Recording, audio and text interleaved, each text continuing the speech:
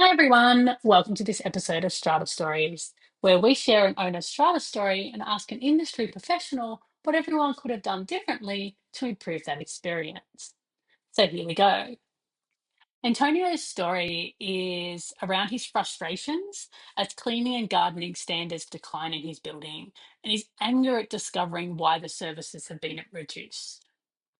Antonio lives in Garden Towers, a modern inner city apartment building with a spectacular rooftop terrace. I used to smell eucalyptus as I walked down the entrance path. Maybe it was the hedges, maybe it was the routine cleaning. I'm not sure. But whatever it was, it made the building feel clean, fresh, and cared for. Every morning, I'd pass the cleaners chatting near the lobby, and the garden crew would be busy in the gardens. It gave me a sense of everything is being taken care of. But about 4 months ago, slowly, it all seemed to stop. The bins near the lift started overflowing.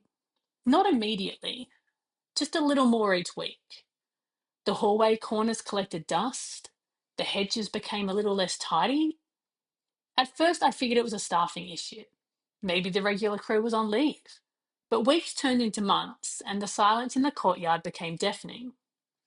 I would see them every now and then, but they were here and gone so quick, and it seemed like they didn't even get everything done before they packed up and left again. I assumed that there was an issue with the contractors and that it would be getting dealt with, but it didn't get better. And when I spoke to a few of the other owners that I know, they confirmed that they'd noticed it too. But none of us had received any communication about any contractor issues or the reason for the issue. It kind of felt like we weren't meant to notice. It was only after a few of us sent emails to the strata manager that we got our answer. Cleaning and gardening services have been scaled back in line with the approved budget. Scaled back? What? I stood in the foyer reading that email on my phone. I looked around. The windows were smudged, leaves had blown in from the front door and nestled themselves around our welcome mat. Out the windows, I could see the gardens. Once a kind of shared sanctuary, now just looked tired. I could feel it. We'd officially stopped caring for our building. Later that night, I sent an email back to the strata manager. Who approved the scale back of these services? And why were the owners not notified? I got a very direct reply the next day. The quotation for the renewal of the garden and cleaning maintenance contract was approved at the AGM dated the 24th of October. See attached meeting minutes. The budget containing these expenses was approved by a majority vote at the AGM dated the 24th of October. See attached budget for your review.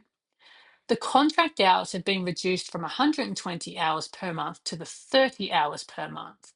Ah, okay, well, that explains the cleaning issues. The contracted hours were clearly defined in the approved quotation, see attached. I opened up the documents, scanned through them to the sections he mentioned. Yep, he was right. It was all there in black and white. But I was at the AGM, and most of the owners that I know were there too.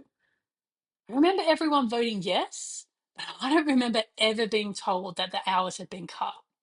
I'm so annoyed. I feel like we've been tricked. How am I meant to know that the quote we approved was for less work than we used to have? And how was I meant to notice something was different in the budget? The total was only slightly higher than the year before, so naturally I assumed that everything was the same. If I'm honest, I don't even completely understand that document. I'm not an accountant. I've never had training in how to read financial statements. I just look at the totals to see if my levies will go up or not. I spoke to some of the other owners and told them what I'd discovered. Some of them had received the same response. We all remember voting yes, but none of us remember ever being told that the hours had been cut. So apparently that's it. There's nothing we can do until the next AGM. Now we wait longer between cleans. The garden crew show up like ghosts, once, maybe twice a month. The smell of eucalyptus? Gone, replaced by bin juice on warm morning. We're all really angry about it. We were definitely tricked into approving the change. I filled in a complaint form on the Strata Management Company's website, but never heard anything back. And one of the other owners said he left the company a negative review online too, but they didn't even respond to the review. Strata managers are meant to work for the owners, not trick us into making decisions that none of us want. We will be insisting on changing management companies next year. I think this story really highlights quite a few issues that are being experienced by owners in Strata at the moment. So I'm really looking forward to talking this one through in more detail. And I've been thinking about who I want to talk this one through with. And I think it has to be Tim Sara. Tim has a really great way of helping me understand how things have occurred. And I think he has a really fair view when dissecting how something has happened.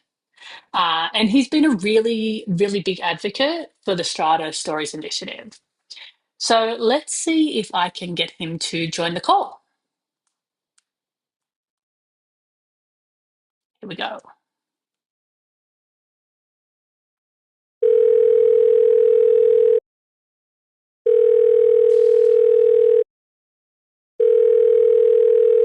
Do, do, do, do, do. Come on, Tim. Uh, Hey Jody, how are you? Hi, Tim. Just letting you know, we are currently recording an episode about the story I shared with you yesterday. Are you free to stay on and help us understand what happened in that story? Yeah, of course. Oh, wonderful. Thank you. All right, so let's talk the story through. Fantastic. So Antonio definitely sounds like he's proud of how well they care for their building. So, he makes the comment that, it smells like eucalyptus.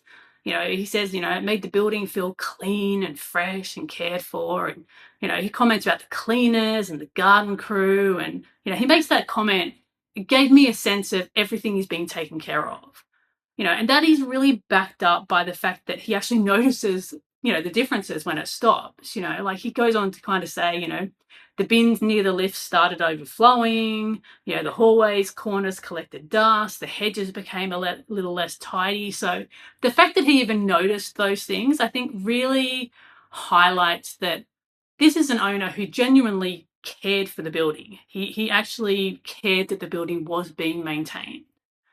So I would probably say that he demonstrates a real understanding mindset. And what I mean by that is like he doesn't seem to seem too overly reactive at first, like he kind of does the whole, oh, I figured it was a staffing issue, maybe the regular crew was on leave, and even after a few months, he kind of still assumes no malice. Like he tries to be understanding, he makes the comment, but weeks turn into months, and they were here and gone so quick, but then he says, I assumed that there was an issue with the contractors and that it would be getting dealt with, so as an owner, he obviously, he obviously didn't jump to any conclusions. He was really patient and understanding, but obviously eventually he gets annoyed, and he reaches out to the other owners, and I feel like even when he does that, it was kind of in a way of checking that, he hadn't missed something. So he kind of goes on to say, but it didn't get any better. And then he spoke to a few of the other owners and they confirmed that they noticed it too. So, the way he tells the story, it was really in a way that he was checking that, he wasn't missing something. He didn't go into this with a malicious mindset and assuming that someone was doing the wrong thing. But he does get annoyed. And he makes the comment, that, they hadn't been notified, I guess. So, he goes on to say, none of us had received any communication. And he then says it kind of felt like we weren't meant to notice. And this is where the narrative that things were being done sneakily without the owner's approval starts. So up until then, there really was a very understanding mindset come from Antonio. And I want to really highlight that, sometimes it can, the narrative that comes out of, owners is that they automatically are reactive and they jump in and they assume everyone's out to get them. But that really wasn't Antonio. Antonio, for quite a few months by the sound of it, he seemed very level-headed and willing to be understanding that there could have been something going on. But obviously he's now got to this point, and now that I think he got it confirmed by the other owners that, yeah, they'd noticed it too and they didn't know what was going on. that's kind of now where the narrative kind of starts that, things are being done sneakily without their approval. So before we move on to the rest of the story, is that a common experience, Tim? Is it common that owners kind of assume that when something happens in the building that they're not aware of, that something's happening sneakily behind their back? Is that a common narrative that you hear as a strata manager? Well, yes and no. I mean, you've got to take a step out from this and go, is this a reflection of just society as a whole? Yeah, Is that something that people do, not just in strata living, but in all walks of life? Do yeah, people make assumptions about things and get it wrong? You know, that's going to happen everywhere, and you've got to remember that strata is a slice of society. And yeah. that's Very essentially what it is. It true. is a very small representation of the broader picture of things. So, yeah, that there's going to be human emotion involved. There's going to be, people sometimes jumping to false conclusions, but that's something that you just have to accept as a citizen of the world, as a, owner in a strata scheme, as a strata manager working in this line of work. You have to accept that people are going to make false assumptions from time to time. It's how you respond to that situation that matters. Yeah, It's how you respond to those things to go, well, let's dig a little bit deeper and find out what exactly happened here yeah, and get to the bottom of this yeah, because, Antonio being a level-headed guy means that if he's presented with, hopefully, the facts, yeah, then, he should be able to make a reasonable set of yeah, conclusions about that, yeah, without letting his emotions blind him, yeah. like can sometimes happen. You are right. Like what you've just said there, like I was like, do you experience this in strata? And but really, this is a human thing. It's not a strata thing. It's a human thing. We do tend to jump to conclusions sometimes. And yes, that human behavior exists way outside of strata. It's not a strata owner behavior. It's a human race behavior. You're 100% correct, actually. So, That's what strata is. It's taking a random group of people from anywhere in society and just throwing them together. yeah, And that's literally what it is. That's why we have strata. It's why we have the laws and the rules that we have, is because we've had to create these things. Because this is not a, situation like in other parts of the world where you sort of pick and choose if you want to be a part of this group. It's like I mean, you make a decision to buy into the strata scheme, sure, but at the end of the day, you kind of just have to get along with the people around you. You don't have a choice. very true. So, so at this point, they decide to obviously question the strata manager, which I think is probably where most people would get to. But before we talk about the outcome of the email from the strata manager, I want to stop and talk about what has happened to date.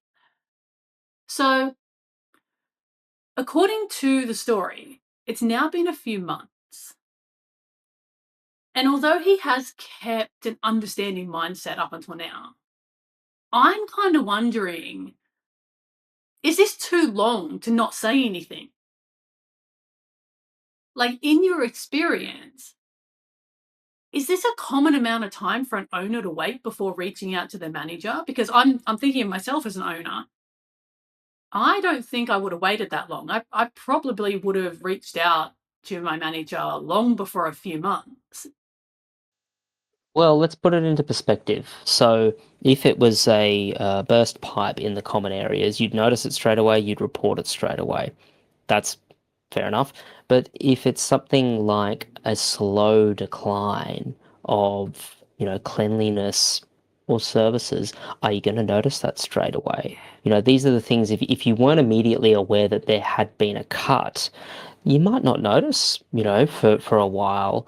How long, until you ask, hey guys, I've noticed you're not here as much as you used to be. Some people I'm reminded of a person who writes me daily emails right now about the state of gardening. They send me photos every time there's leaves in the driveway, Mm. and they're vigilant. They're onto it.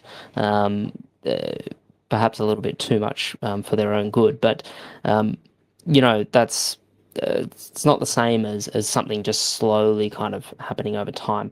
So, you know, Antonio sounds like a very patient guy. Yeah, because And so he is making he might excuses as therefore not jump well. onto it. Yeah, so so every time he might have been Yeah, like, "Oh, I should call," then he'd be like, "Oh, you know what? yeah, They might just be on leave, or they might just be short staffed, or they might just yeah." exactly. Oh, okay, yeah, Yeah, and so, how long is his threshold to then go, actually, you know what, I'm going to call someone and find out. yeah, I'm going to go and speak to the cleaner directly. Some people might do that straight away, others might take a little bit yeah, longer. So it sort of comes back to that. yeah. No, Yeah. that makes sense. That makes sense. Yeah. So I mean, I think this idea that there is like a set like time frame, for these sorts of things.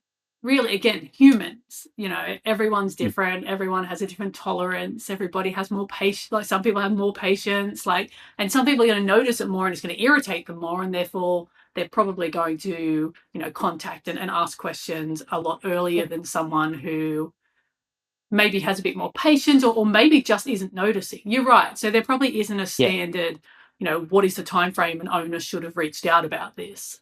You're right. Yeah. Okay. It's like how important it is. And another good example is like, someone repeatedly parking in the visitor parking. Some people might not just pay any attention to that and just whatever. And on the other side, you've got that person that goes down to the car park every day with their clipboard and writes down the number plates and. Yeah, I've got a nice breakdown of those types of people in my building. Yeah, you're right. Like there's two very different type. There's multiple different types of people. Yeah, that's right. So Yep, that's so it. let's talk about what happens when he emails the manager. So he kind of says, it was after that they sent an email. He sent an email back to the Strata manager, and they got their answer. And the Strata manager comes back and says cleaning and gardening services have been scaled back in line with the approved budget. Now, based on the story today, it's obvious that Antonio is confused by this response, right? So he kind of goes, scaled back? What? And I think the next description really shows how much he valued caring for the building. So he kind of then, after getting that response, he kind of he goes, I stood in the foyer reading that email on my phone. And he then kind of comments on, he looked around and the windows were smudged and the leaves had blown in. And, he could see the gardens and once, a kind of shared sanctuary. Now it looked tired. And he goes on to say, I could feel it. We'd officially stopped caring for our building. And I think it's important to note that Antonio appears more sad than angry at this. You can tell he cares about his building. And I think that's an important thing to remember as we go through this story. This is an owner who was genuinely proud of how well they cared for their building. And now to realize that they weren't taking care of their building and that they had actually scaled back those services, he wasn't angry about it. He was sad, Mm. so he obviously goes back to the strata manager to find out why. And I think that's pretty reasonable. So obviously, he got that response from the strata manager and was like, huh, what? So he goes, later that night, he sent an email back to the strata manager. And the questions he kind of posed to the manager was, who approved the scale back of these services? And why were the owners not notified? Now, at this stage, it's obvious that Antonio still believes that this has been done behind the owner's back. But then he gets the reply from the strata manager. And, he goes on to say, I got a very direct reply. And that reply really outlines, that the garden and cleaning maintenance contract was approved at the AGM. The budget containing those expenses was also approved at the AGM. And goes on to explain that the contract hours had been reduced from 120 to 30 hours per month. And again, the strata manager, confirms that those hours were clearly defined in the approved quotation. And the manager provides all the evidence. He sends through the meeting minutes, the budget for him to look at, and the actual proposal that they all approved. So, you know what I mean? So the strata manager has come back with all the details and all the evidence, that Antonio needs, based on the questions that he's asked. But before we talked about what happens now, I want to kind of stop and talk about the communication between Antonio and the strata manager at this point. So what's been defined in the story definitely paints a picture of the type of communication experience that I hear about from a lot of owners. Direct, detail focused, and simply answering the questions, but not actually helping the owner with the experience. Now, it's obvious to me reading this that the communication could have been better. But as an industry professional who is communicating with owners every day, I guess I'm interested to know what your thoughts about that communication exchange. Sometimes I don't know if people realize this, that the average strata manager can receive anywhere from 500 to 1,000 emails in any given week. Okay. I've been, I've been in leadership for a while now, and I've seen the data, basically. The number of emails that get sent and received, it's massive. And a lot of people, everyone talks about how busy they are, of course, but those are real numbers. So it's important to remember, for a strata manager, what they're dealing with is all of the different stakeholders in a strata scheme. Now, that could be the strata committee, the owners, the real estate agents acting for the owners, the tenants, conveyancers acting for owners who are selling, tradespeople, cleaners, gardeners, plumbers, electricians, um, you know, debt collectors working for the owners' corporation, other experts, lawyers, engineers, etc. Insurance companies, insurance brokers, insurance builders, repairers. That's just the tip of the iceberg. I won't go on, but suffice it to say, it's a very long list. And so strata managers have to be highly efficient in what they do. You simply can't be in strata management if you're inefficient. Now, in terms of communication style, everyone is going to have their own style of communication. And you see that whether it's in strata management or other industries, whether you're dealing with, say, a lawyer, for example. And I like to use that example a fair bit because a really good lawyer, for example, will, obviously give their client advice. They'll take them through the situation. Now, bear in mind they're dealing with, a few less people than what I just outlined, but they take the time to explain things. So a good strata manager will do that. They will, engage with people. They will explain things, but they have to walk a very, very careful line. I've, for example, seen and heard strata managers who spend 20, 30 minutes on the phone chatting to an owner about something like this, right? And that's fine. But if you break up your day into 8 hours, really, let's call it 10, then you have essentially, 20, 30-minute slots, right? If you take up one of those by having a 30-minute conversation with one person, imagine strata manager talked to Antonio, for example, had this very long, wonderful conversation, and then one of the other owners from that strata scheme that Antonio spoke to also calls up. And they ask the same set of questions, and that's another 30 minutes. So this is where strata managers have to be very conscious and careful about how they communicate. Now, that's not to say that you don't communicate with people, but what you have to start to think about is, well, for example, the minutes of a meeting go out to all owners. Okay, so you're communicating once to everybody. Now, would it be worthwhile putting a little bit more energy and effort into those meeting minutes to, or the notice, by the way, to explain, what's going on here. If I write maybe one or two extra sentences there, I could save myself that 30-minute phone call with Antonio talking all about the gardening. You're right, Okay, so yeah. so you got to do that as a strata manager. You have to pick and choose your battles What can I well, do a little bit more and here to avoid having to do a whole pile more over yeah, there? Yeah. Okay. yeah, and maybe some emails are a one-liner, but others might need a little bit more Yeah. effort. You've just got to test the situation, but always thinking ahead of how can I communicate this? And I don't mean to sound Mhm. rude to owners, but how can I communicate this so owners don't have to call me in the first Yeah. place? Like my communication is so crystal clear that people don't need to Yeah. contact me. That's the goal Yeah. for me. Yeah. And I guess you are right because when I'm looking at this and I'm kind of going, the fact that it was so, and the narrative that I get from a lot of owners is, even in this story, the reply was so direct and um, factual and just answered the question. And I think that's maybe where as an owner, I looked at this and I went, well, obvious. I would think from a human emotional perspective.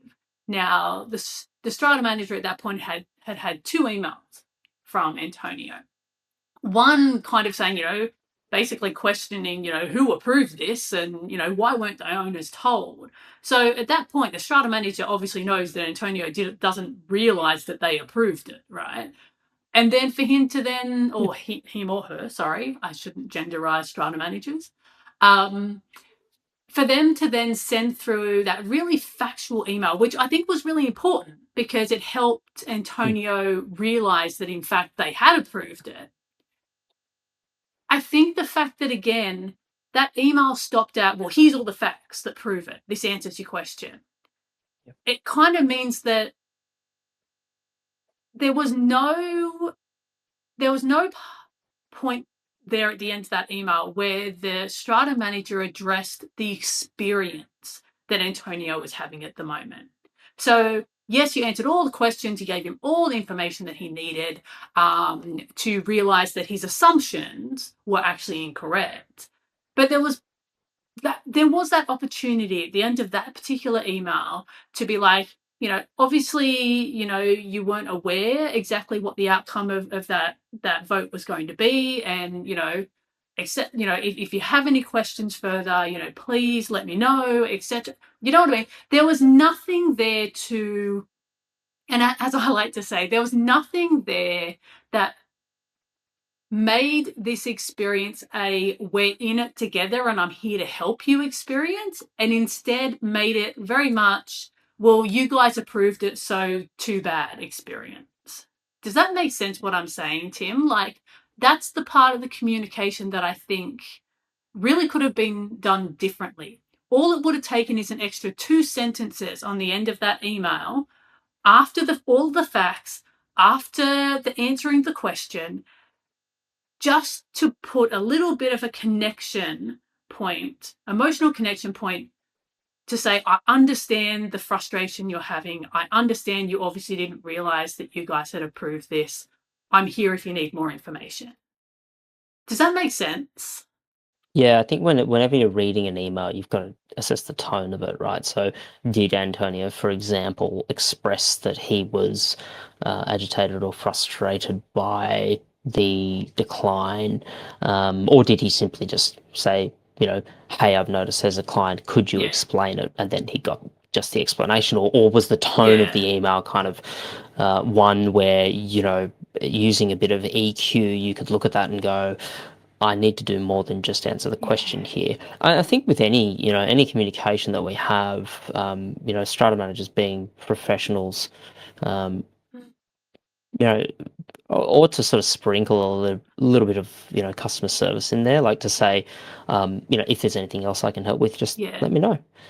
Something as simple as Yeah. that just sort of flags that if you do have any follow-up questions that maybe I didn't see in your email, because Yeah. email, honestly, worst form Yeah. of communication, one of, I would say, it's really not. that great. It doesn't necessarily convey the Yeah. emotions outside of maybe emojis and, bold, underlined, capitalized emails and, Yeah. that sort of thing. But yeah, it's like, was that written into the first Yeah. one? Maybe. Was it picked up? Maybe, maybe not, depending on the EQ of the person reading it. There's all sorts of problems associated with it. But if you do that catch-all at the end to just go, if there's anything I'm missing here or if there's anything I can help with, just let me know. Then you've just kind of negated any potential misreading of the situation. think I think though what you've just said then has I've kind of had a bit of a aha moment, I'm kind of going, well, hang on, could the strata manager have, um, put a bit more into that email and all those things? But something you've just said is that, if like I'm assuming that the strata manager 100% knows what experience point Antonio's in. But if Antonio's email was very much like, you know, what, purely just asking questions, then how would the strata manager know or be 100% sure what's emotional point and experience point that Antonio's in? You're right. So I'm kind of saying, well, the strata manager needs to, but you're right. Perhaps Antonio needed to change how he communicated his email as well. Did he, he didn't include in his email, I'm really frustrated that this has been scaled back, can you help me understand how this has happened and why the owners don't know that this is happening? And, like he probably didn't build a picture either. So at the end of the day, if Maybe. he's just asked very specific questions and then the strata manager has come back and very clearly answered those very specific questions, then I guess you're right. It's not right for us to then go, well, the strata manager should have done better. They both could have done better. Antonio could have actually not just asked for the answers to his questions, but actually asked for help.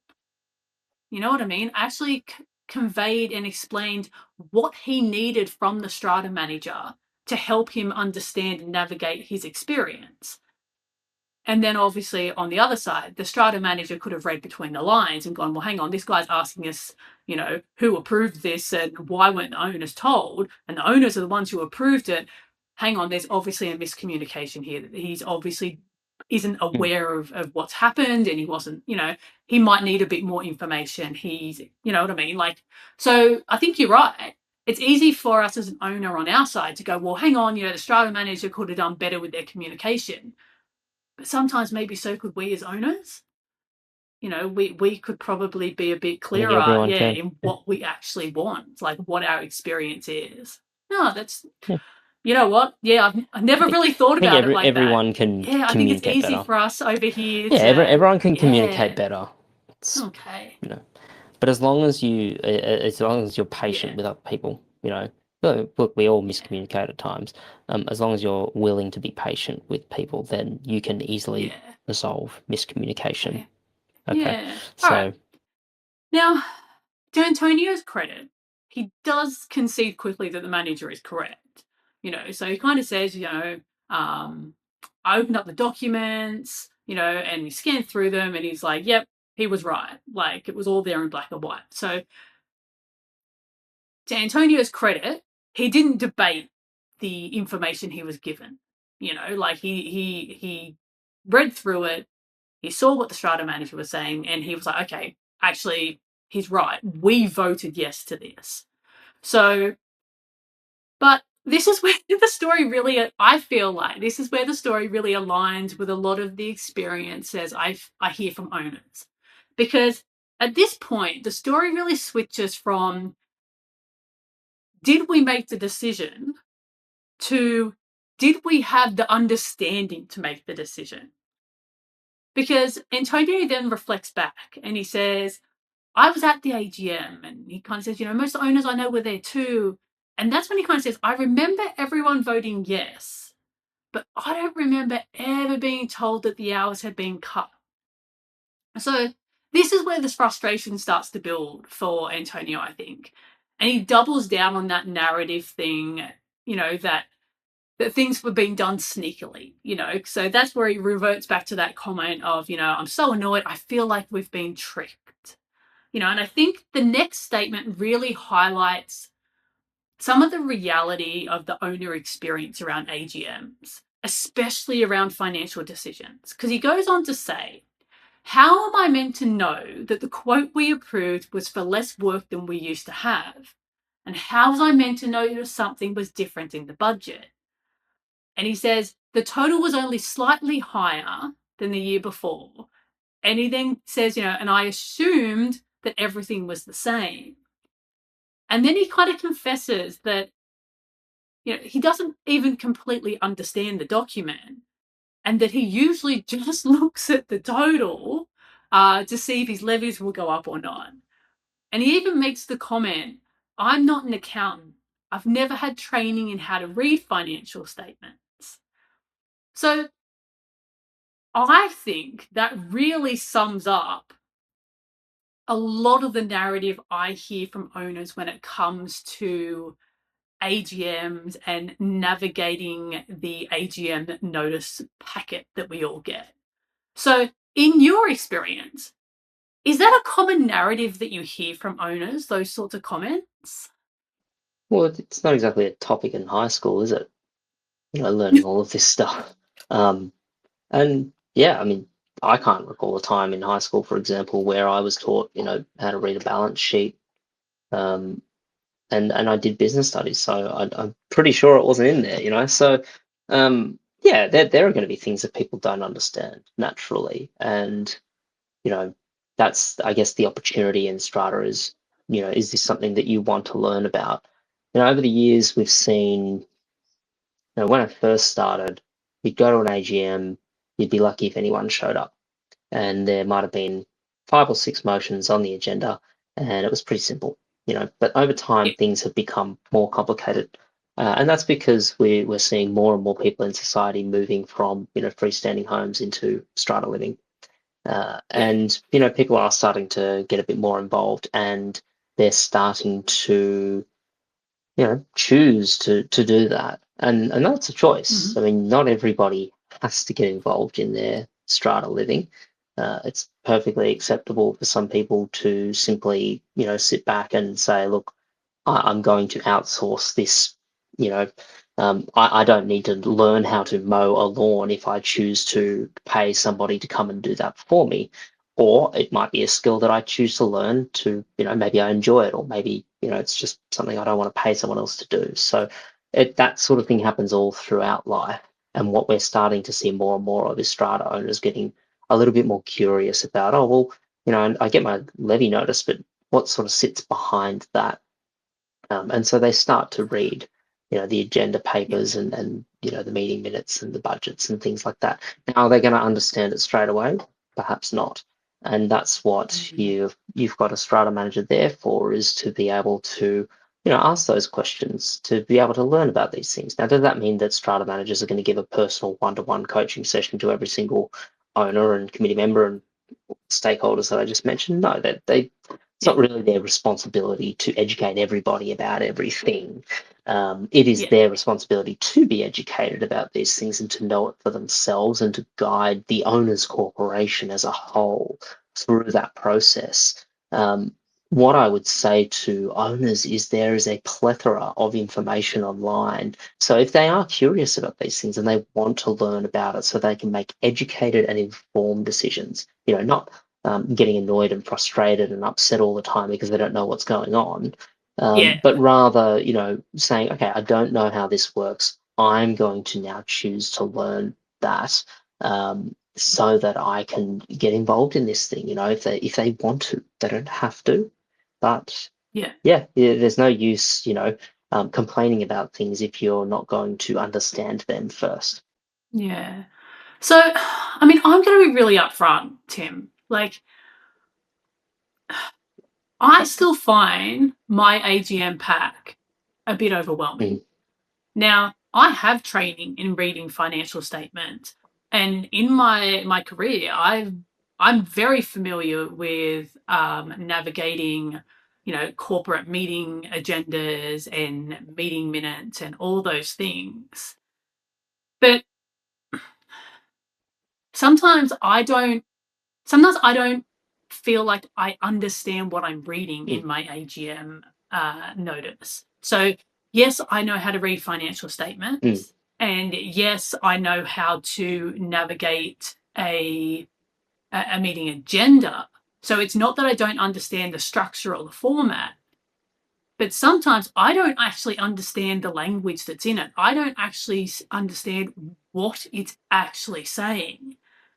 And I think for me, I'm always really stressed when I go in, when leading up to an AGM and when I'm going into an AGM, because I have enough understanding to know that the decisions that we make at the AGM can really impact like the short-term and long-term well-being of the building, which is what I'm invested in. But I go into those AGMs and I don't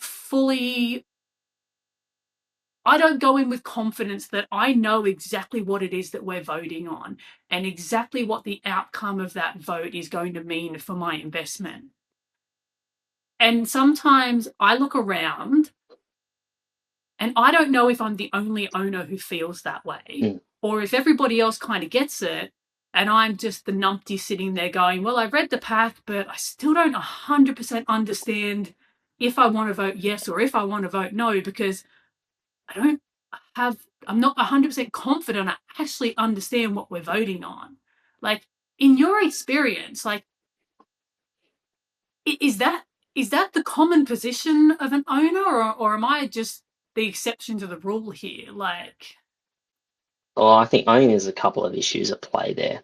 So the first one is that in Strata, like I said earlier, the agenda used to be 6 motions. Super simple. Over time, things have become more and more complicated. We've seen tranches of legislation come through, and for good reason, right? You've got to remember that legislation kind of comes as a result of the various disputes that happen in strata living. People living in such close quarters tend to sometimes have different opinions and views about things and might disagree upon them. And so, what's happened over time is we've seen just more and more reasons to fight about things, strata buildings getting more and more complicated, larger, and as a result, more legislation coming through. And so the standard AGM agenda now has anywhere, I think it's around about 20 motions, most of which are statutory motions, that must be included by law. Okay, so that growing complexity over time is part of it. The question I have is, have we ever stopped to think, are there parts of our legislation that we should discard? When you think about any sort of business, for example, it's all well and good to come up with more and more and more ideas for things and to try and implement them all. But at some point, you have to kind of take stock of, well, what have we got and what are the things we need to drop away? What are things that don't serve us anymore? So there might be some things in there. yeah. Maybe I'm not necessarily saying there's anything that's less important or well, actually, no, there are things that are less important, frankly. That maybe they don't need to be in there. So that's part of it. But yeah, the AGM packs, 20 motions, and all of those have got attachments, the financial statements, the 10-year capital works fund plan, the budget, the, whatever it is that's relevant to those motions. And so you're reading through essentially 100 pages worth of documentation, trying to digest all of that information, trying to understand it. Because you're right. I'm that person that when I'm going to read through something like that, I'll actually print it out because I want to sit there, I want to highlight things, I want to circle things, I want to put question marks that I need to follow, all those sorts of things. And I feel like the AGM pack, when I print it out, every year has gotten thicker and thicker and thicker. Yeah, it is.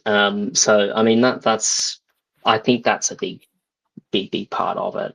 And don't forget, owners have a right to submit motions too. So sometimes, owners can put in all sorts of things. How clearly have they communicated it? But there is something in the agenda pack, which is the explanatory notes to the motion.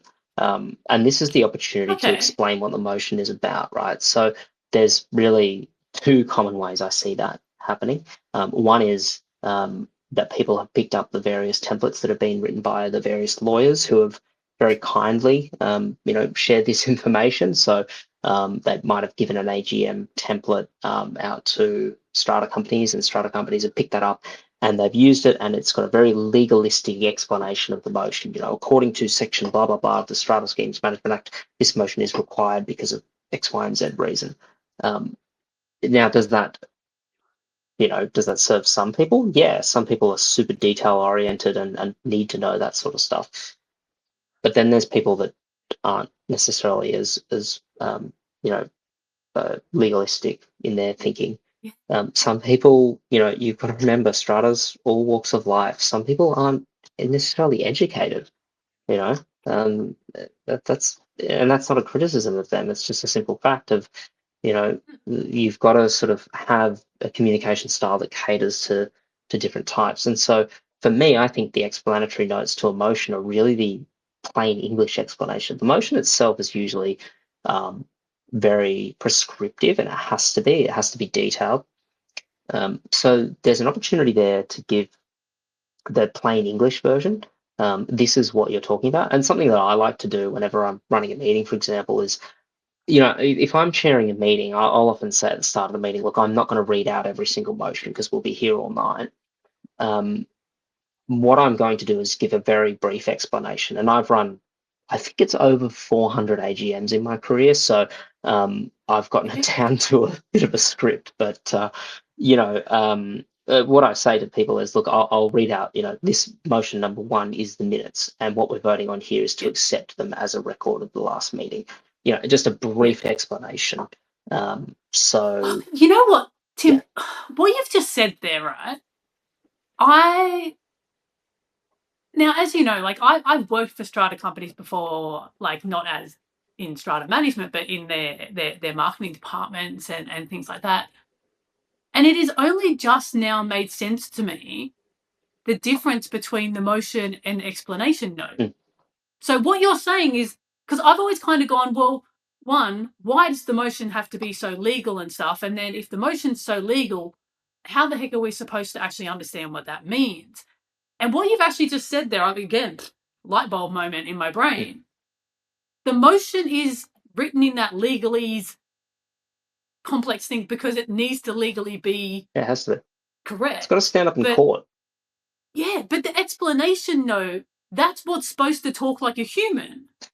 Yeah, that's all supposed to talk human, but yeah, I know, but you know what I mean? Like, yeah. You know what I mean? Like, so if I don't understand what the motion is saying, because sometimes it's written in legal speak and I don't know how to read legal, in theory, if that explanation note underneath is written in non-legal terms and is actually written basically, this is the legal motion we're voting on. This is, and then the explanation note is basically, this is what it means. Yeah.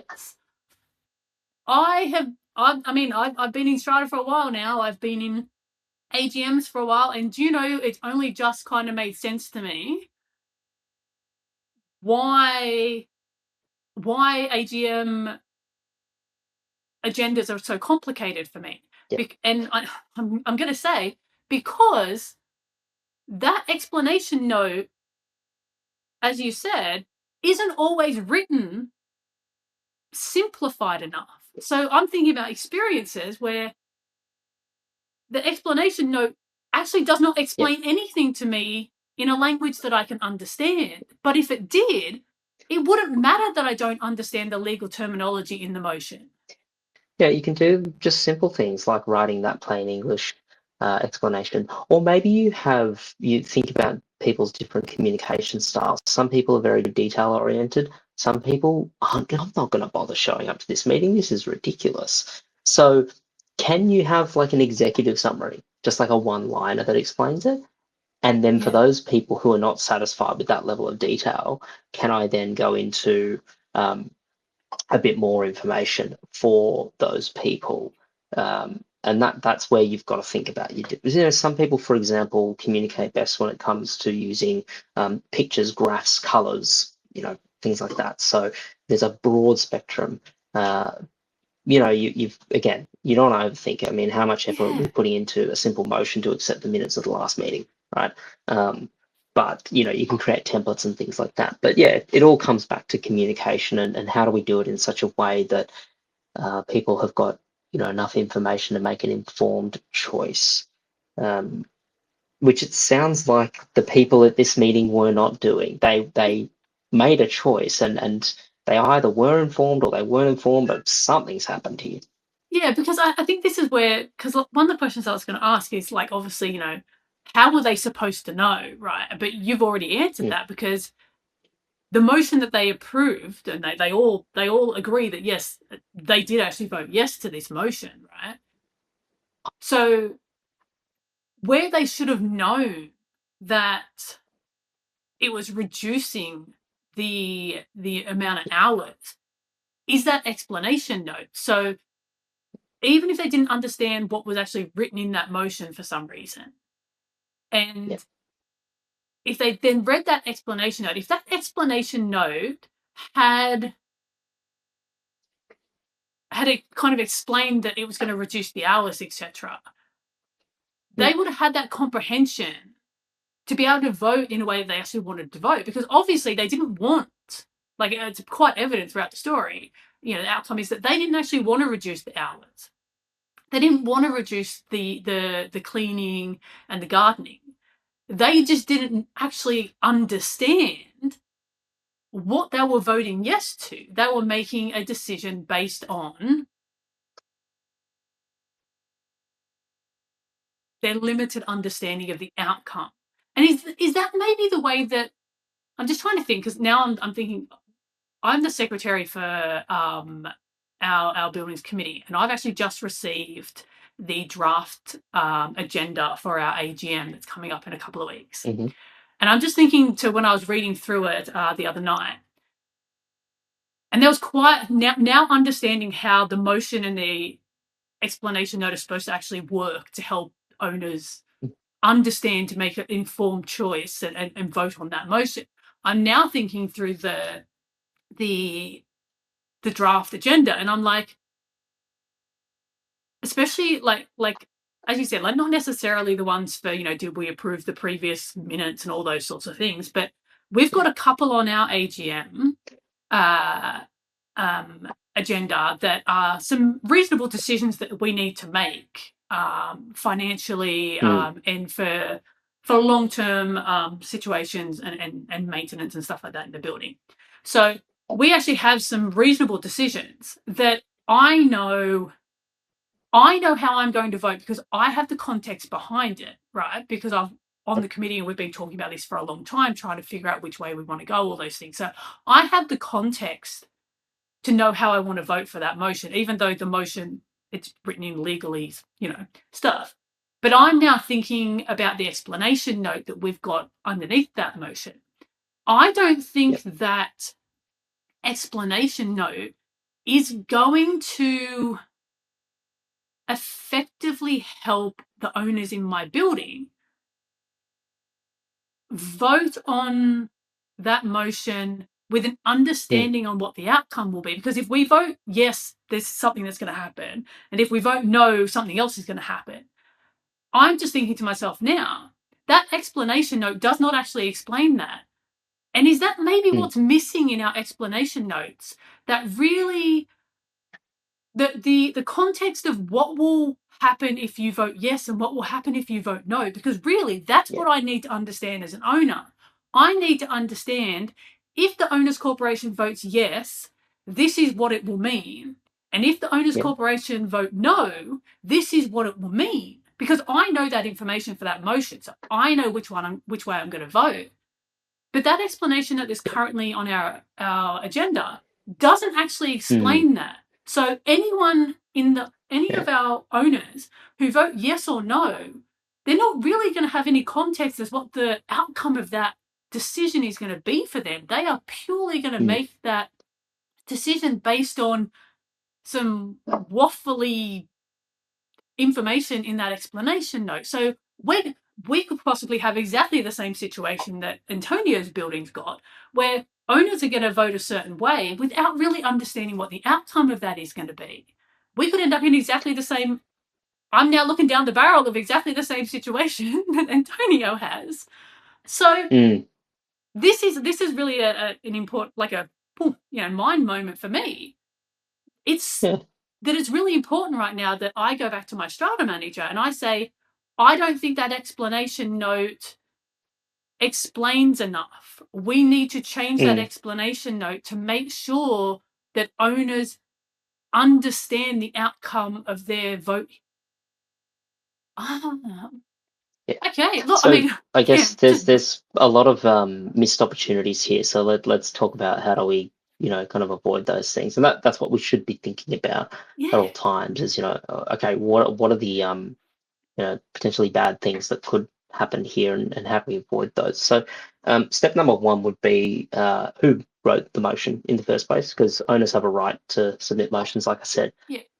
The rights, ensure that they're protected, but they also, all they require is that a motion be submitted and that it comes with an explanation. Once that's done, it has to go on the agenda. So it doesn't have to be of a certain standard or quality. Could be anything, right? So your explanation could be one word, and that meets the requirements of the law. So, and a secretary has to give effect to that, by the way. So you don't get a choice of saying, no, motion's not good enough. It's not going on my agenda. Well, too bad. So that's the first thing. Who wrote it? Now, a good Strata manager will always offer their advice and their expertise to help people with these things. So whenever I get a motion, for example, normally it's not even really a motion. It's just a sort of, I want to talk about X, it's a topic. So for me to then help that person is to go, well, okay, what is the outcome that you're seeking? That's generally the motion, is you voting yes or no on this. So therefore, what's the outcome? If, for example, your outcome is that something be discussed, well, then all we're going to be doing at the meeting is discussing. There's no outcome.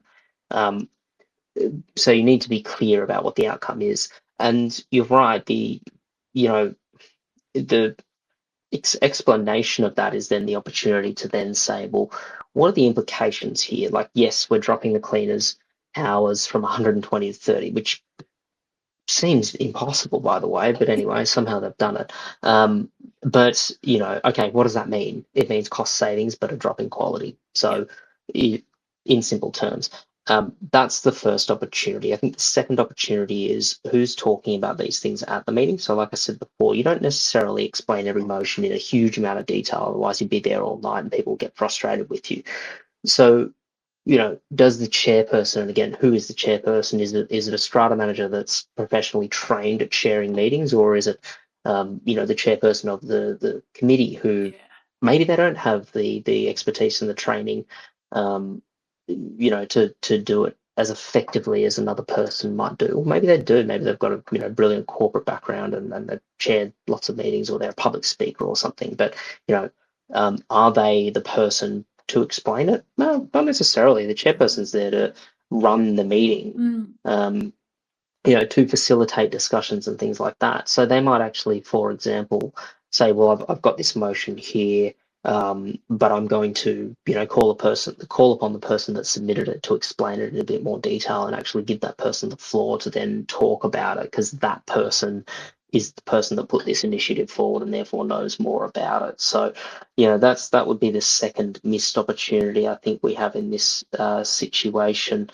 Look, the minutes are another opportunity. I mean, the ship has kind of sailed at that point, but the decision has been made and it's being executed. But there's, let's not forget that in Antonio's situation too, all is not lost. You've changed the hours of the cleaners, fine. You can put a similar motion up to the next meeting to change them back, and to then have owners make that informed choice. And the owners might show up and go, right, now we know what we're dealing with. Now we know what 30 hours a week looks like. Because at first they might have actually understood that. They might have gone, yeah, that 30 hours, that's fine. As an owner, I don't know. they I don't might know have, how many hours they need to keep my building well, clean. it I depends on actually the don't know. building. Right? Like, it depends on the building. Like, is it a block of, 10 or 100, right? 30 hours can mean very different things, and is it a block of 10 that has a marina, a pool, a jetty, a helipad, and everything else? or does it just have a staircase? So every building's different, and it's hard to know. Well, okay, we're dropping them by, dropping them to a quarter, so therefore Yeah. it's substantial. But maybe they made that choice knowing full well, yeah, we knew it was going to be 30 hours. We just didn't realize what that meant. And then, okay, fine. Then make the decision again. If that many people are, and in New South Wales, for example, there's a thing called a qualified request where owners can get together and sign essentially a petition to say, look, we would like a meeting to be called. If, for example, the secretary is refusing to call a meeting, they can say, well, we demand a meeting be called, and the secretary has no choice.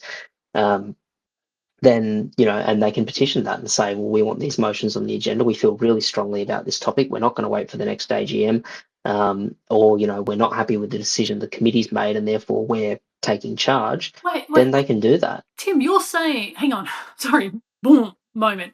So you're saying that Antonio and the other owners don't actually have to wait till the 12 months for the next AGM, because obviously that's where this, Antonio's story ends kind of, and I felt really bad for them because he's like, now that's it, we can't do anything, we just got to put up with this till the next AGM. So you're saying they can actually ask to have another meeting and re-vote on that same thing. So once you've voted on something, that's not like, again, my owner brain, I don't know these things.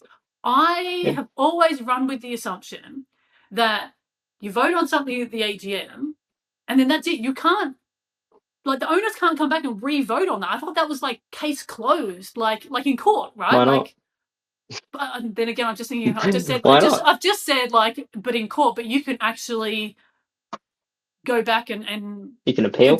You can appeal something. Like, so why am I thinking you can't appeal something in a strata skip? I did not know that. Sometimes it feels impossible. Yeah, but when I read Antonio's story, I generally felt bad for him because I really believed and bought into what Antonio obviously believes, that's it. They're stuck with this decision for 12 months, that they've all realised that they didn't want that decision, they just didn't understand when they voted, and now they've got to live with it for 12 months. But you're saying they don't have to. If there's enough of them that realise that they actually don't want that decision, they want to vote again and change that decision, they can actually do that, and two, they don't have to wait 12 months for another AGM. No, can you imagine? No, it's look, it goes back to what I said earlier. Had that email exchange between Antonio and his Strata manager, invited the question of, what more could I do? How else could I help?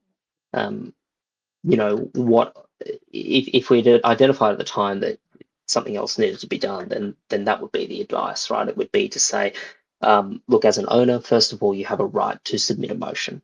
Okay, so the first thing I would do is help Antonio, a motion that, the owners corporation revert the cleaning and gardening back to what it was before. Now that's then submitted and ready and waiting for the next general meeting whenever it's held, because you've got the AGM, but there can be general meetings throughout the year as well. So that's one way to approach it. He could also approach the Strata committee. Now he may not be a member of the Strata committee, but that doesn't mean that he can't, write to them perhaps through the Strata manager or through the secretary, whatever the situation is, and to say, look, there's a group of us that didn't realise that this was what we were deciding, or at least I didn't know that. Maybe they didn't know that. Who knows? But we would like to revisit this issue because hopefully you guys will agree that the cleaning and gardening has dropped to a standard that is not acceptable for us at this beautiful home that we have, this castle of ours. So others might agree and the committee might mobilise and say, yeah, we need to call a general meeting now to deal with this. We're not waiting for the next AGM. But who knows? Maybe the committee actually were part of that decision. We're not, that's where the authoritarian committee, and that's we're not dealing with this year. Too bad, right? Fine. Then at least you've got that other avenue of submitting a motion and waiting, or doing the qualified request, which means we go, right, well, we're not happy with the committee. We're forcing a meeting be held. Too bad, guys. You've got to remember, and this is what a lot of people forget in Strata, it's kind of modelled off, the democratics of society, right? the committee members are the elected representatives, kind of like your members of parliament. And so, if the people, i.e., the owners, are not happy with an outcome or a decision, then their decision prevails. So they can make decisions that overrule what the committee might have decided. But that's not necessarily relevant here because the decision was made by the owners at a general meeting. But there are avenues like that to, you know, force through to call that meeting, and if he gets enough support and there's enough people that are agreeing with him, then they'll win that vote and the hours can change back, and hopefully this time there's the proper explanation for people make a really informed choice.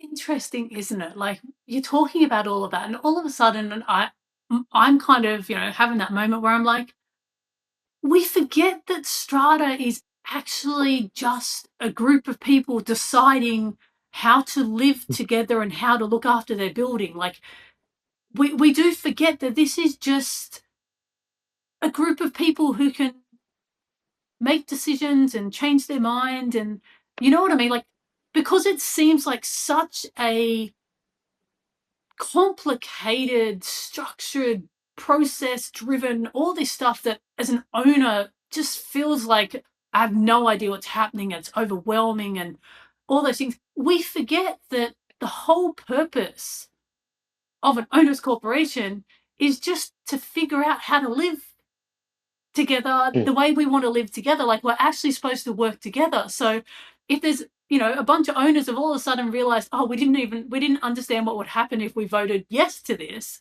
Now what's happened, we don't like it. Of course they can come together and say, well, how about what do we need to do to change our decision, to revert? But as an owner myself, it's never actually occurred to me that the owners can actually make it. I know it sounds stupid, but that the owners can actually make a decision about what they want. Like, and it's just making me realize how de-empowered as an owner I have convinced myself that I am. But the whole point of an owner's corporation is to actually empower me as an owner to make decisions about, wow, okay, yep, just realization that my mindset has been kind of warped, I guess. Like, I think you're not alone in that. Like, a lot of people kind of feel that way, and particularly people that are just joining the Strata fold. I mean, the building's been around for much longer than perhaps they have, and things have been running in a certain way, and maybe they didn't want to get involved because they were happy with the way things were, or for whatever reason. But it's the owner's building. So, the owners collectively make those decisions, and meetings are the forum to do it. And that's what, Strata does, is it gives them that kind of governance framework to be able to make fair decisions. That's essentially what Strata is. It's giving people, okay, like, we're all here, we own this building, but like, how do we make decisions? That's what it is. yeah, like, but yeah, it's interesting to just realize how much my mindset as an owner has become, has really moved me from, we're just a group of people making decisions, trying to make things work, to this is this big, complicated system that once we vote one way, you can't change it. And it, like, you know what I mean? Like, we're the ones voting that way. Of course we can change how we vote. Like, if we all wanted, Exactly. But it does come down to, you've got to remember that strata living, there are, I talk about it like it's the fourth level of government. It's a common phrase you hear in our line of work. You've got federal, state, local, strata. Okay, so strata, you've got bylaws, for example. They're like your legislation. You've got levies, well, they're like your taxes. They go towards maintaining the place. You've got your members of parliament, your committee members, and so it's this fourth level of government love that. that we often describe. So yeah, it's that is how it feels like, and I think that's the thing, Tim. Like, that's how it feels to me. But then after having this conversation with you, it's kind of shifted my mindset into, hang on, have I put myself into a mindset where it just seems too complicated? You know what I mean? Like, am I forgetting that at the essence of this, yes, all of what you've just said exactly is exactly what happens with Strata, right? There is all that overarching structure and all that stuff. But at the end of the day, this is a group of people who've chosen to live together, making decisions on how they want to live together. Like, our mindset has Yeah. definitely been skewed on that. Like, we're forgetting that this, perhaps because we're forgetting that this is supposed to be simple, perhaps we're making it not simple. Well, each strata community is kind of like it's got its own culture. It's sort of like a business culture, and everybody plays a part of that. And I know it's a bit of a cliche, but the culture of a strata organization is made up of its people. Like, So that's going to play out. The thing to remember in strata living is that a lot of it is kind of like politics. There's a lot of persuasion involved. So you might think you've got a really great idea, but at the end of the day, that's meaningless unless you can compel or persuade other people to follow yeah, it. You have to get people behind you.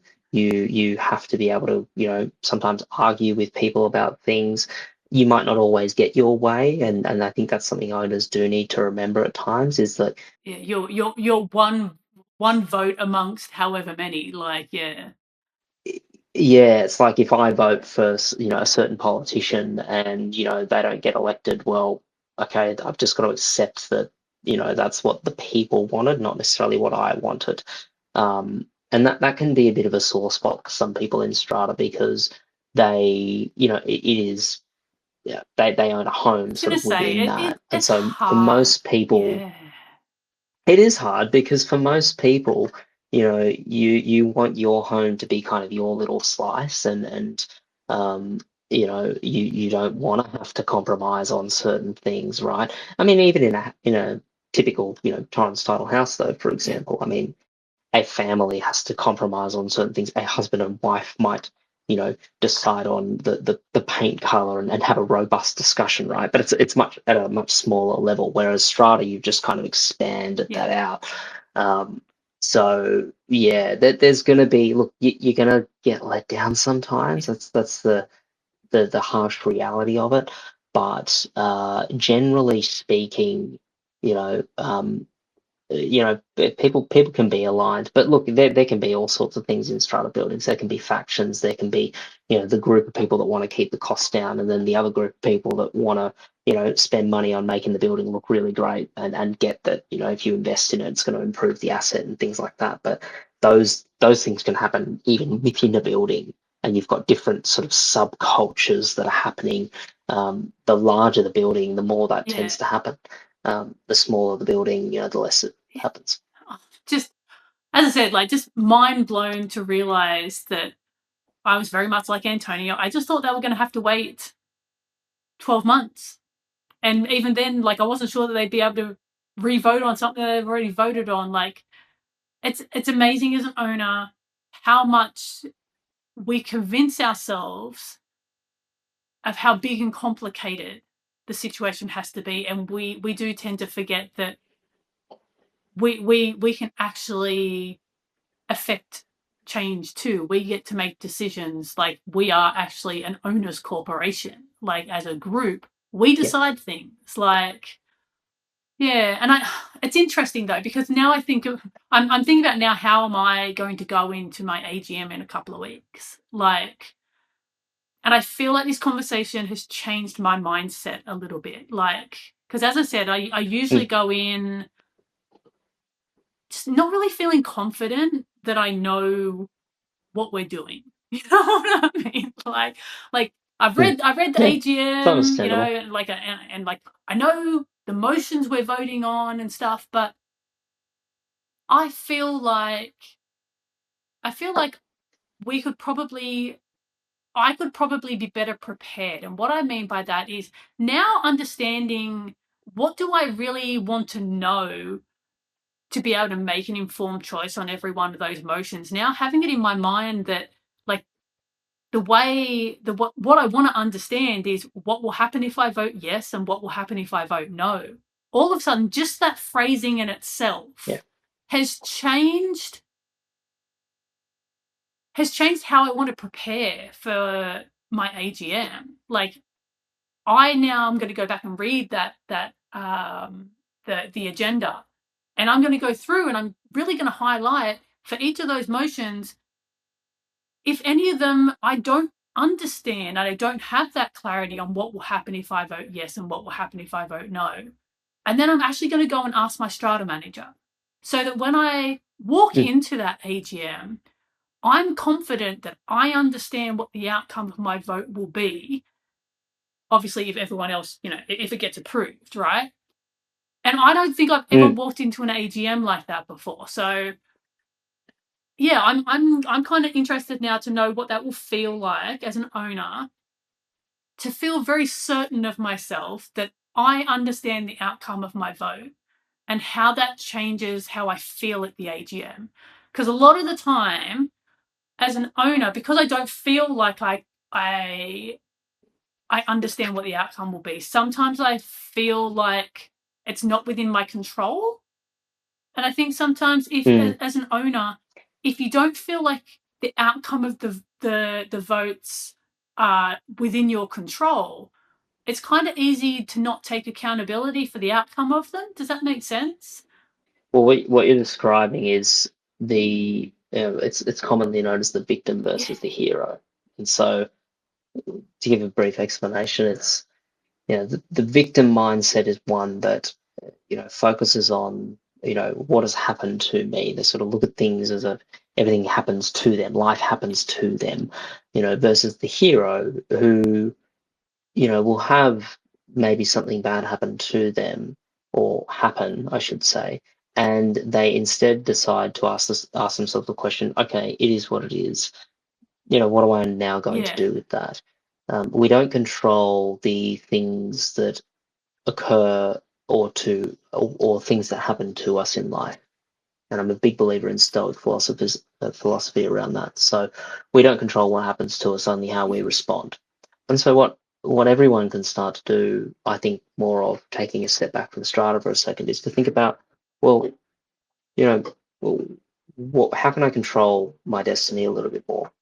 It's a much more empowering way to live life when you think about what is within my control versus what's not within my control. So showing up at those meetings, showing up to Strata, showing up to reading the agenda, and starting to think, well, what could I do, is the right way to approach it. If all you do is sort of approach it and go, oh well, this decision's made, there's no undoing it now, it's too late, etc., etc. Well, then it will be what it is. But if you go in with a bit of a different mindset, you'll get a different outcome. Yeah. So for Antonio's story, like, kind of after this conversation, I'm kind of looking at it, and now I'm kind of going, well, what could everyone have done differently just around the AGM to change and improve that experience? And the reality is, I know this may not be a popular opinion, but the owners could have been more prepared. And I guess I'm going to play devil's advocate here, that yes, we've talked about the fact the explanation note might not have been great and all those things, right? But like I've just now realized, and what I'm going to do is I'm going to go and read that. And if I'm not clear on anything, I'm going to go and ask the question to my strata manager. I'm going to make sure that I understand before I go and vote at the AGM, because my vote's important. So at the end of the day, in Antonio's story, I think it would be fair to say that the owners themselves could have done a lot of things different when it came to this situation. One, make sure you understand what you're voting on. And if you don't understand, ask.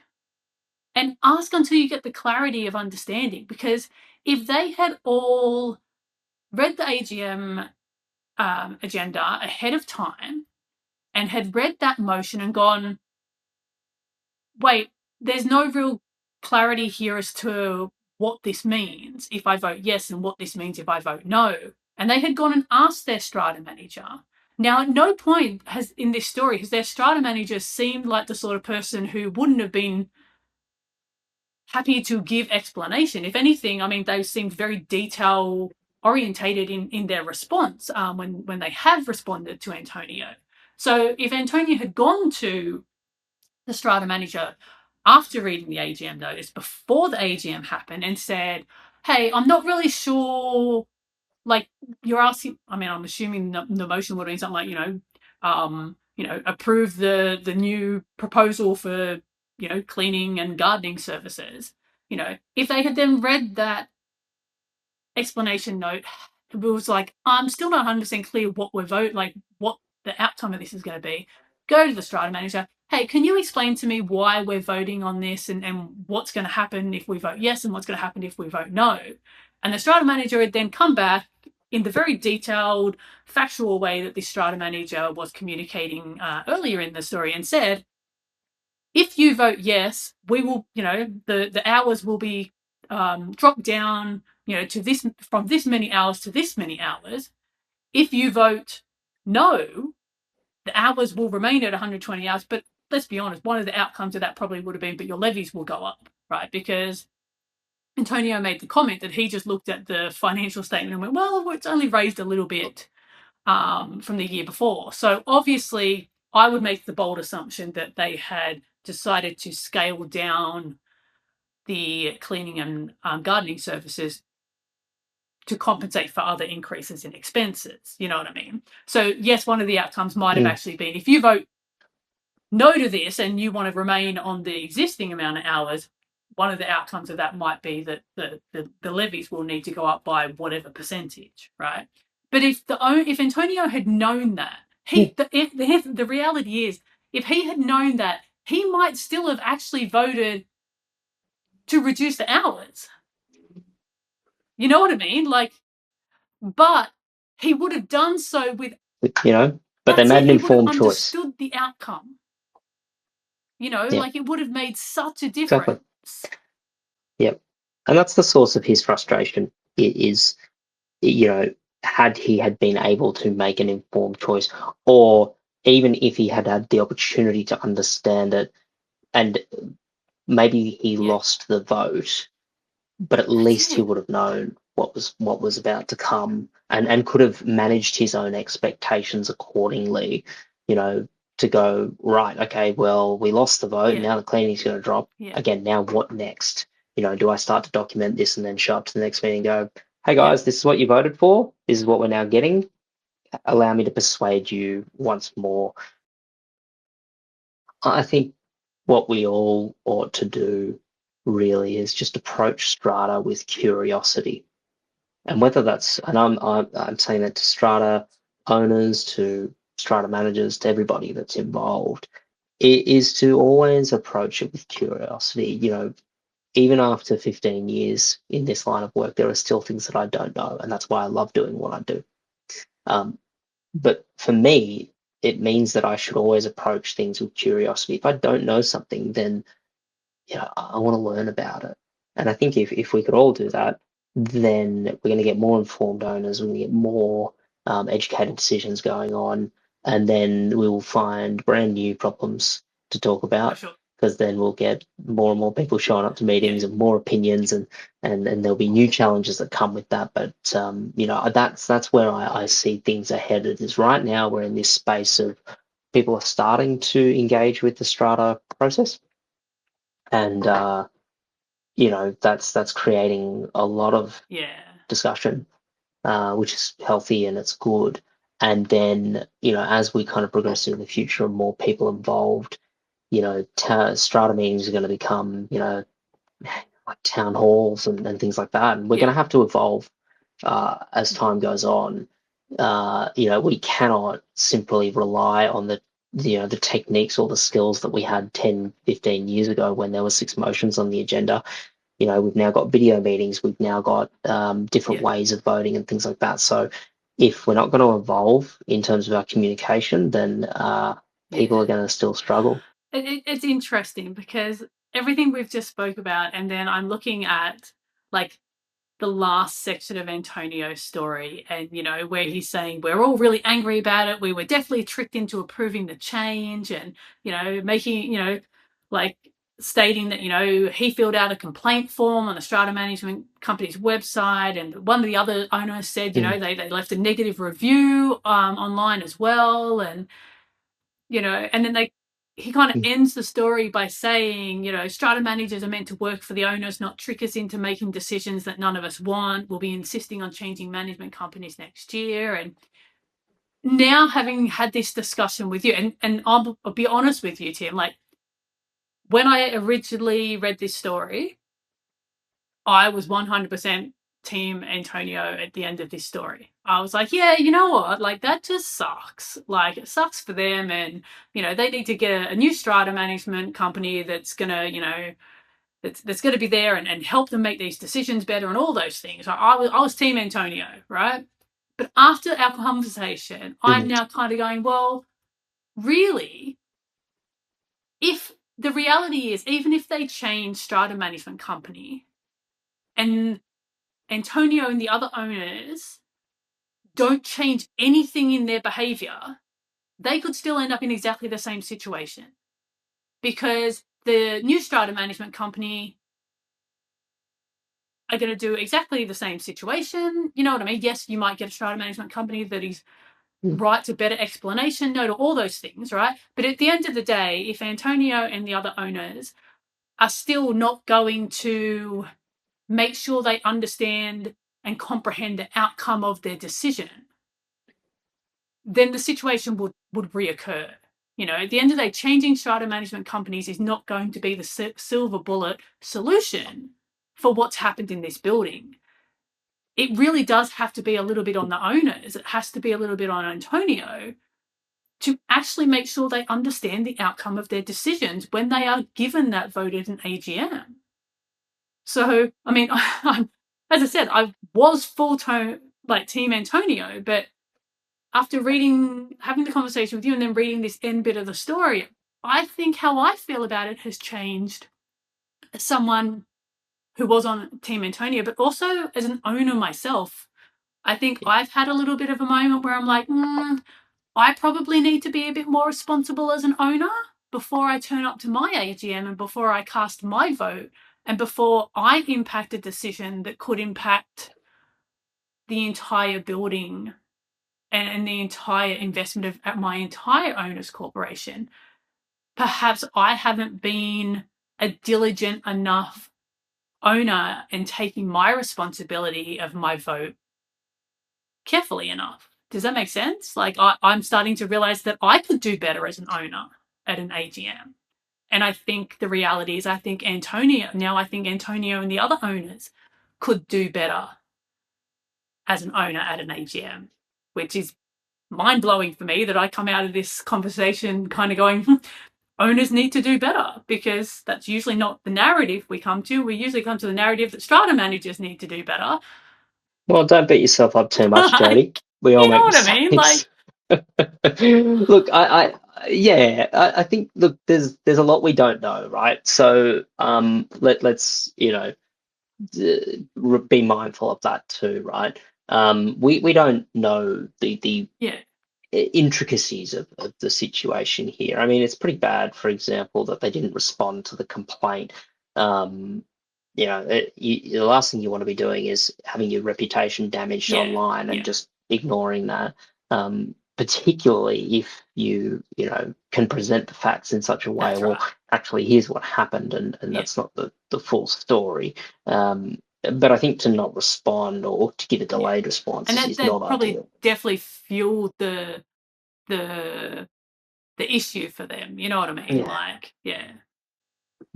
And that's exactly, and that's a question for me. Like, is this situation like is there a pattern involved here? Maybe this is a very long string of frustrating things that have happened here. And this is just the straw that broke the camel's back.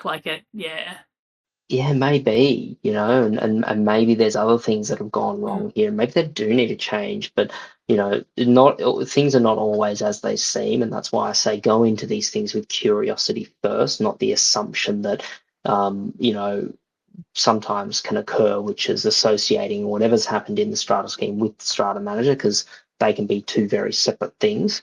So go into it with curiosity first, but by all means, if there's a pattern of, poor communication, you've got to remember not all strata managers are made equal. Uh, there's vast differences in the qualities that you can get out there, ranging from, what are you paying, for example? Is it a cheap and cheerful strata manager that's, low cost and therefore you're not getting, high quality service? There are strata managers with 2 years of experience and then the strata managers with 20 years of experience, and they're going to have different rates themselves. So not all strata managers are made equal. Don't assume that every single strata manager just does the exact same thing. They really don't. You're dealing with a profession that's like having a really great accountant versus a not so great accountant, or a really great lawyer, or an architect, or an engineer, or a builder, or a plumber, or whatever it is. So there are massive variances, and that's the important thing when you're working with a strata manager, is to go, okay, what are the skills and capabilities of the person that I'm working with, or the organization that I'm working with, and are those meeting our standards? Every building's different. Some buildings have higher thresholds and requirements than others. Some, not as much. Some can get by with the basics, others not. So don't expect the strata manager to be top tier, high quality all the time. In the same way, your cleaners and your gardeners have, they have different service offerings and things like that too. So, maybe you are dealing with a cheaper strata manager, and your expectation is, no, they're all supposed to be educated to the same level. It's like, they're not. They just aren't. Someone that's done it for a year does not know nearly as much as someone that's done it for 20. And vice versa. If someone could have been doing it for 20 years, but not be that bright or great at what they do, and someone that's done it for like 3 years could be like super hungry and like really want to go the extra it mile, really is about and the that strata sort of thing. manager, So isn't it? yeah. Like, wow. Oh my gosh, look, thank you so much for helping us talk through this story today, Tim. Like, as I said, I've learned so much, and I definitely think personally the way I approach my AGM that's coming up is definitely going to change. I think there is so much for owners to take away from this conversation, in how we address our AGMs and how we show up, and how we take accountability for the part we're playing in our AGMs. So I'm just so grateful that you were able to stay on and have this conversation with us. I'm going to let you get back to your day. And we're going to stay on, and we're going to have a bit of a conversation, and talk through what we've learned. But yeah, just very, very grateful for your time. I understand that, you've given us your time, to help owners. So yeah, I just want to say thank you, and let you get back to your day. Always a pleasure, Jody. You call me anytime.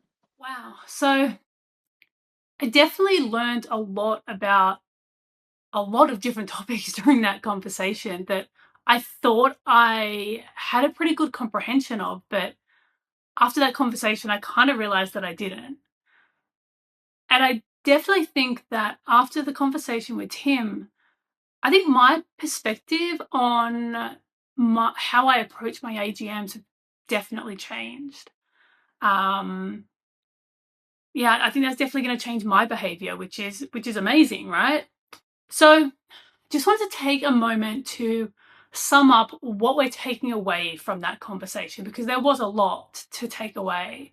So let's look at what could everyone have done differently to improve this experience, because that's the goal that we're aiming for here.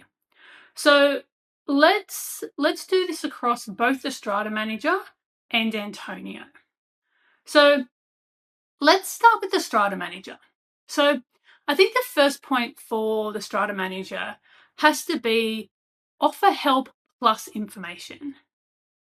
So I think the thing that was missing with the Strata managers' communication, they provided all the information that was requested, but they didn't really do anything to support Antonio with his experience. And I think that really ties into that the second point for the Strata manager, which is being it together. So I think this is really where those two tie together, because I feel like the Strata manager's mindset behind the communication was very much, well, you made the decision, don't blame me, here's all the information to prove it, full stop. Right? But I think what the Strata manager probably failed to stop and consider was, what was the experience that Antonio was having on the other side of that? So at the end of the day, when Antonio sent that email, asking, why is the cleaners not here as often as they used to be, and who approved the services to be scaled back, and why weren't the owners told?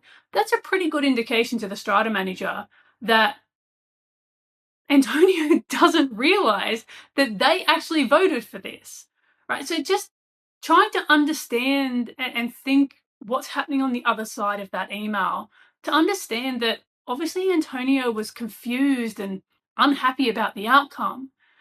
I just feel like because the Strata manager focused just on information and not on actually helping with the experience, they missed that opportunity for connection. They missed that being in it together opportunity between Strata manager and owner. It would have really helped Antonio at that point, at the very beginning of the story, if the Strata manager had just come back and said, "Hi, Antonio, I understand you're a little bit confused. I think there may have been some confusion about the vote at the AGM. Just to let you know, same information that they gave, about the fact that it was voted in, etc., etc., etc. I'm happy to jump on a call and talk this through with you at any point." You know what I mean? So that Antonio felt in it together with the Strata manager. It's so important for the owner experience. And then I think the third one, the most important thing that came out of this conversation with Tim, I think, really was the need for clear explanation notes. So I think, the big thing is, to all the Strata managers out there, use plain language in the explanation notes within your AGM motions.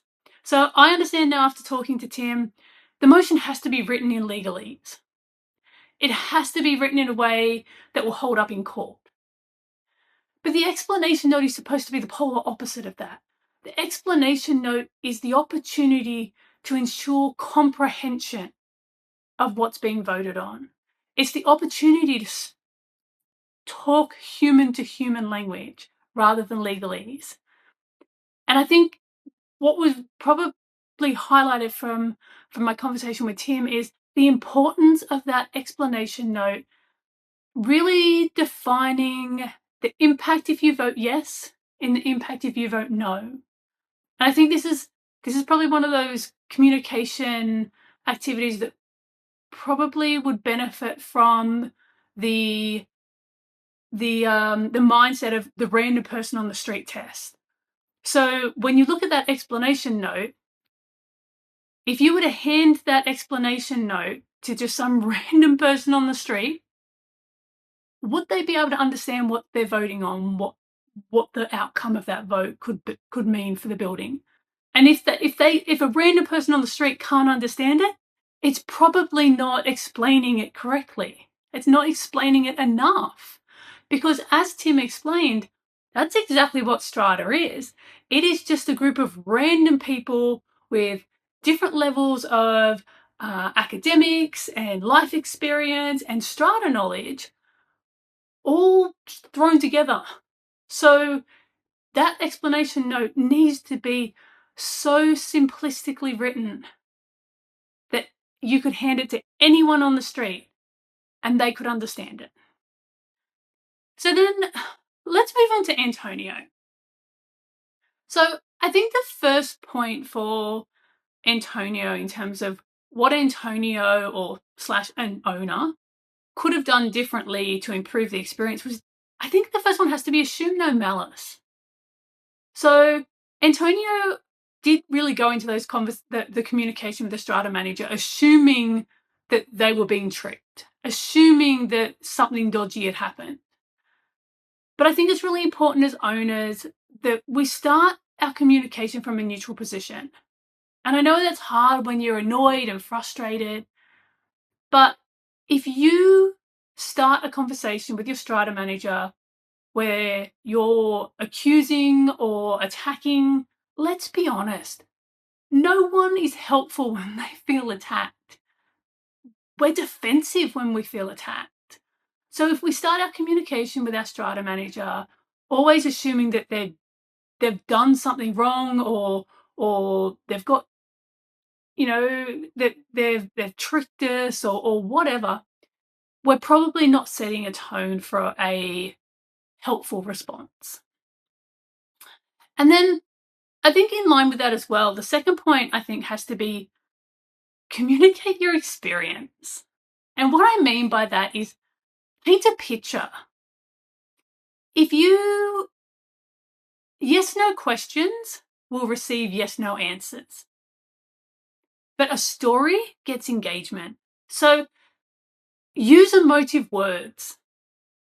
And what I mean by that is if Antonio's email had said, "Hi, I'm really confused. I don't know how this was agreed to. I'm really upset because the building's looking really messy and dirty at the moment. I'm confused. Can you help me understand?" You know what I mean? That sort of emotive words has a higher chance of that you remember the person on the other side of that email is a person too. And when we hear emotive words, we as humans have emotive responses. The chances as an owner of getting a more human response from your strata manager is to be a more human communicator to your strata manager. And I think that kind of ties into the third point as well. Ask for options. So again, I think this one is very similar to one of the points from episode 1. I think avoiding those yes or no questions, right? Because if you're asking, can we? Or, you know what I mean? At the end of the day, they're going to answer the question. And if the answer is yes or no, that's probably all you're going to get. But ask for options. So always ask, be really clear about what you want. So at the end of the day, if you want to know what are the options, ask, can you please define, can you please clarify what are the options from this point forward? What can be done? How can this be reverted? So, you know what I mean? The what and the how and the why, they're always going to get more detailed responses rather than a question that can be answered with yes or no. And I think one of the other really big ones from this conversation is prepare for your AGM. Now, obviously, we don't know whether Antonio and the other owners actually did prepare, but I would probably guess if they didn't realize that they were voting for the cleaning and gardening services to be scaled from 120 hours down to 30, they probably didn't actually read through the pack. There's a very high probability of that. So I think a really big point for any owner coming up to their AGM is prepare for your AGM. Read the pack. I know it's big and it's daunting and there's financial reports in there and, as I said, motions written in legalese. But hopefully after this, a lot of strata managers will now realize that they need to have clearer explanation notes, and that will help. But know what you're voting for and why. It's really important that when you walk into that AGM, you understand what the outcome of all of those votes are going to be, and that you're prepared and you know how you're going to vote. I know a lot of owners go, oh, I'll just make up my mind once I'm there. But let's be honest, it's easy to be swayed by the majority if you're not already clear on how you're going to vote. So I know I've sat in AGMs before where they ask for a vote for yes, and a bunch, a couple of people put their hand up, and they look around, and they realize no one else has put their hand up, and they put their hand back down. They've literally changed their vote because other people didn't vote the same way as them. And although that might sound like, oh yeah, but that's not a big deal, it is a big deal, because maybe those people who didn't put their hand up, they weren't necessarily going to vote no, they just didn't know how they were going to vote. So it's just really important that you prepare for your AGM. You are prepared when you walk into that AGM. And I think that really ties into the next point, which is understand the impact of your vote. So understand the impact of voting yes. Understand the impact of voting no. And if you don't understand the impact, ask questions and keep asking questions until you are clear. Because one, it will avoid a situation like Antonio and the other owners where they voted based on what they thought they were voting on, and it turns out it wasn't, and it hasn't benefited them. But also, you have the right to understand what you're voting on. Voting at an AGM is one of the biggest powers that an owner has in a strata scheme. So you don't want to waste it, right? At the end of the day, you want to be really clear what you're voting on, because if everybody in that owners corporation was really, really clear on what the outcome of their vote was going to be, then that however the vote comes, and whether you voted yes and majority vote no, whatever, the outcome of that actually ties into the next point, which is be accountable. Don't blame the manager if the owners made a bad decision. You know what I mean? Like, the owners take a vote. And if you have owners in the building who are choosing not to vote, not come to the AGM, well, those, you can't really then complain about what's being voted, what the outcome of the vote is, right? Our biggest power as an owner is those votes in an AGM. So be prepared, know how you're going to vote, understand the impact of that vote, and then be accountable for the outcome. Don't blame somebody else when it turns out that you guys didn't vote in a way that led to the outcome you wanted. And I think that also comes down to another little point I want to put up, which is know how to change it. So I feel like part of preparing for your AGM and understanding the impact of your vote should actually include knowing how to change it. And what I mean by that is, when you're deciding how to vote, know if it's a one-way decision, and if not, know how it can be reversed. And I think that really became a important thing in Antonio's story, because not only did they not realize the impact of their vote, they didn't realize that it wasn't a full stop situation. So, which I thought it was, and Tim has obviously explained that to me, that I thought once you voted something at an AGM, that's it, it's done. But if the owners aren't happy, they can actually ask to revote and revert back and all those things, right? But again, Antonio and the owners have just assumed that they can't do that. I think as part of your AGM preparation and understanding the impact of your vote, it should also be understanding if it's a one-way decision and how you can actually convert it back and when. And so if it does turn out that that vote doesn't quite have the impact that you all thought, and let's be honest, as owners, sometimes we don't have a full comprehension. We think we know what we want, but we don't have a lot of experience with managing a building. So sometimes we're going to pick the wrong thing. But if we know that, to revert it back, we would need to contact the strata manager, have another vote, etc., etc. The minute that we all have a conversation and say we're really unhappy with the outcome of this, you can start the process. So again, it's just having that understanding and empowering yourself around the impact of your vote. And I think another little one that I want to add on the end there is speak up. And what I mean by that is I was surprised how long it took for Antonio to actually reach out to the Strata manager and question why all the cleaning services had been scaled back.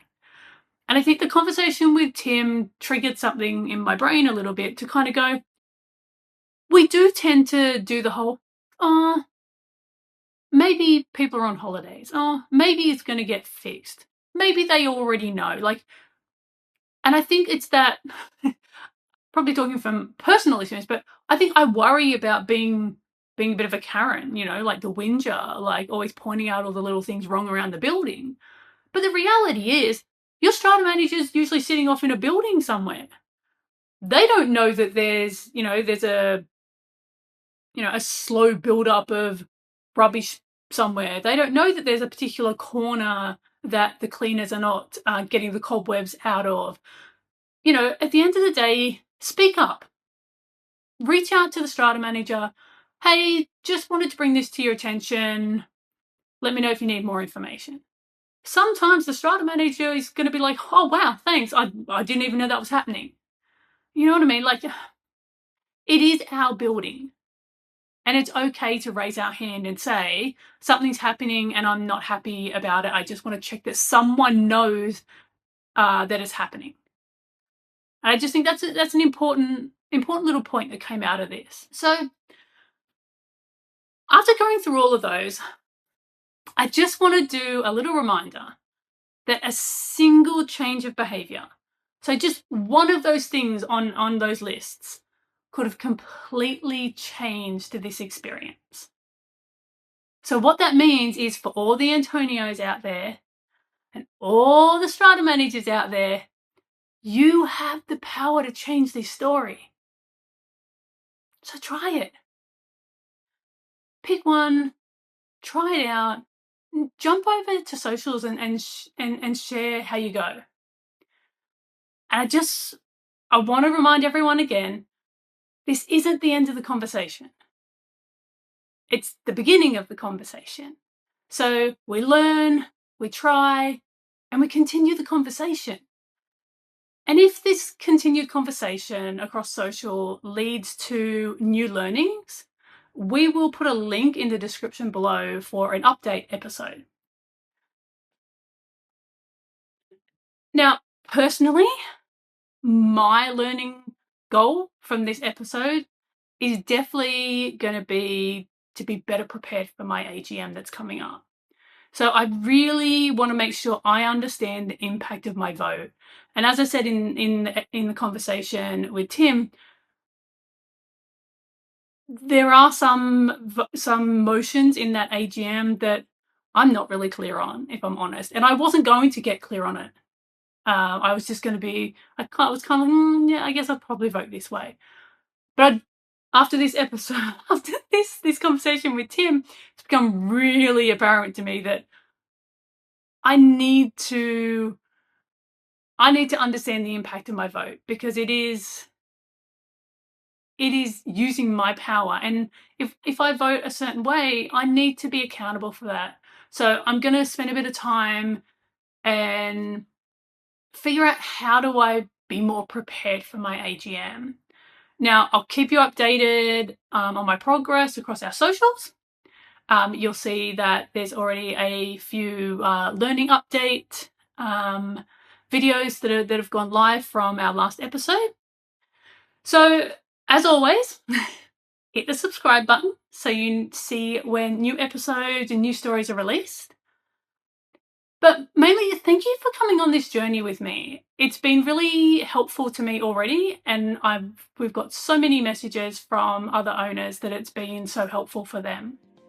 So thank you very much, and I'll see you on the next one. Bye.